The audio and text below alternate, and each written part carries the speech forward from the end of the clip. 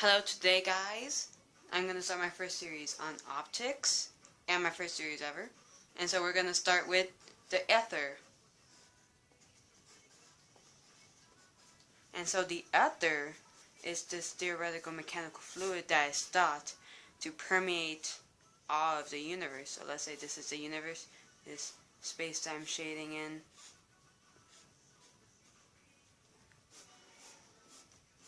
And so the ether would permeate all of this.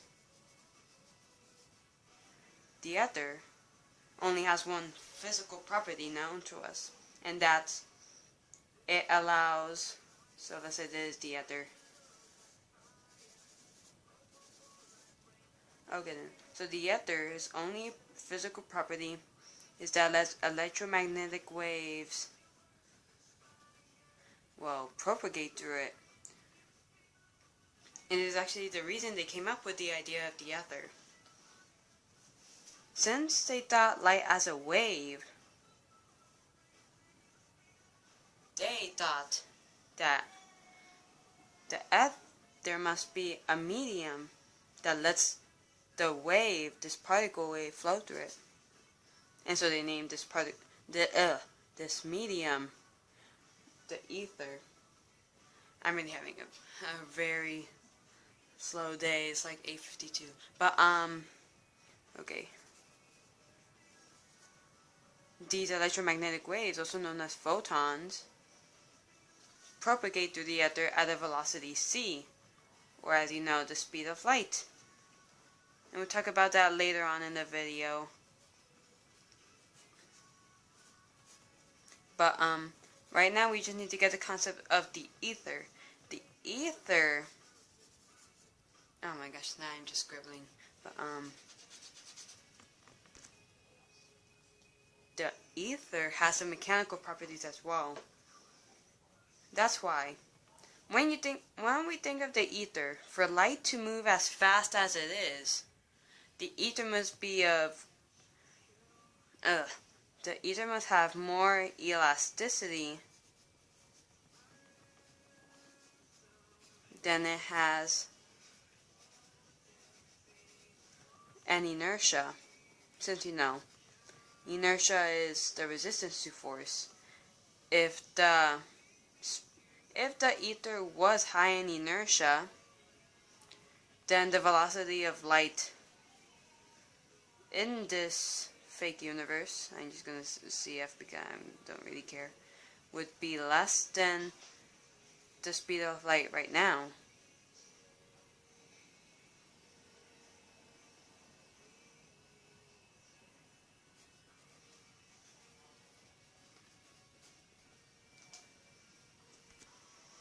Okay, and where was I again?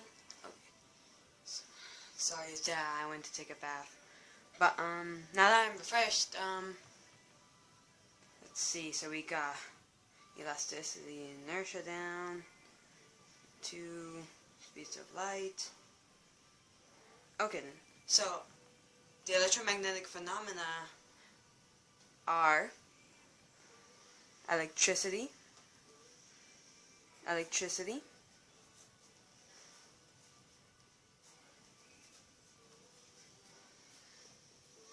with their carrier,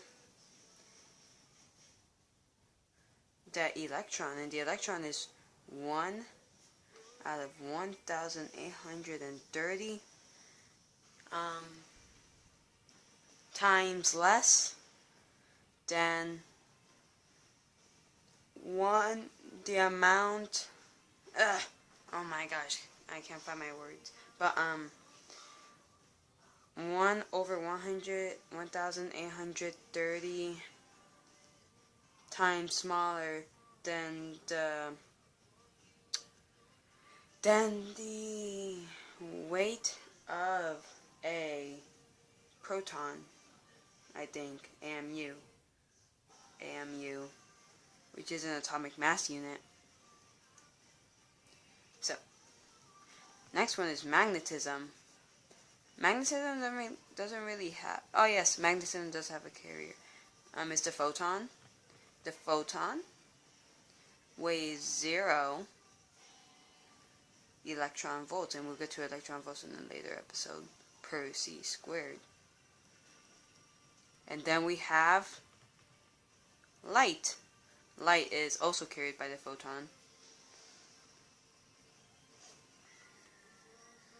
But to tell you the truth,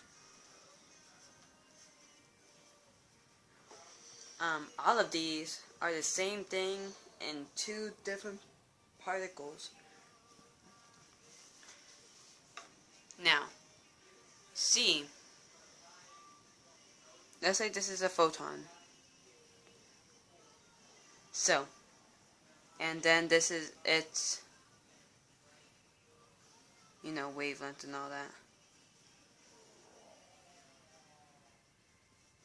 This wavelength is E, and that's electricity. That's the electrical wave.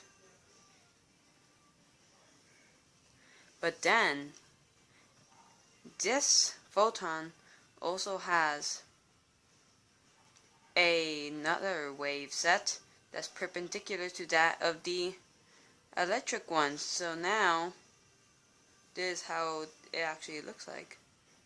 I'm trying to make this 3D as much as I can. Not really good at drawing particles and all that. Maybe when I have more time. But and so that's the H, that's the magnetic. It's magnetic.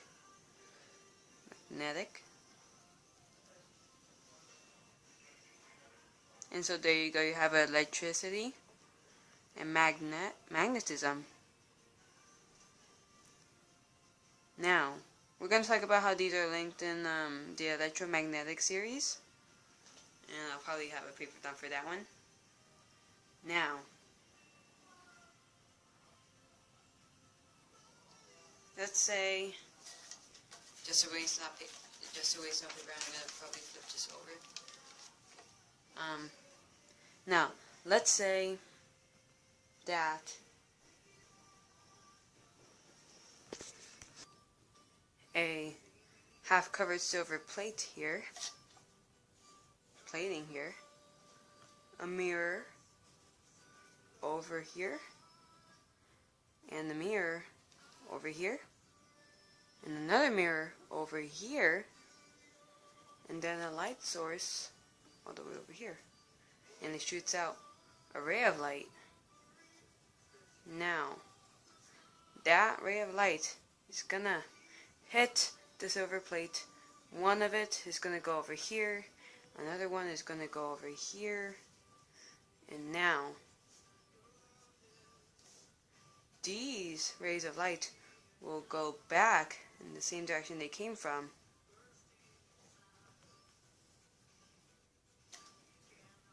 Converge back, and then they're gonna hit this mirror, and that is to test out interference. But the thing is, this is an actual experiment. It's called the Michelson-Morley experiment. The thing about the Michelson-Morley experiment is that it was thought that it proved the other wrong. Later, Einstein, the famous Einstein E equals mc squared and all that. But Einstein on this subject said that the speed of light is constant and it does not depend on the movement of the ether, because in this experiment they thought that the ether flow affected the speed of light. But that's not true. So that means that light's velocity is constant. Light can either slow down or get faster. Okay then, and we got that down. So the ether is still a theory, still very theoretical. If we were to think the ether mechanically, however, it's very complicated. It's like, I can't even get into that, but let's keep it theoretical. But the ether, the way that Aristotle used it was that everything that isn't Earth is made out of the ether. This was proven a long time ago. But And so we'll get to this later on. And maybe the next video we can talk a little bit more about the ether and I'll be more prepared. Because I was terrible this time. Don't lie, it was terrible.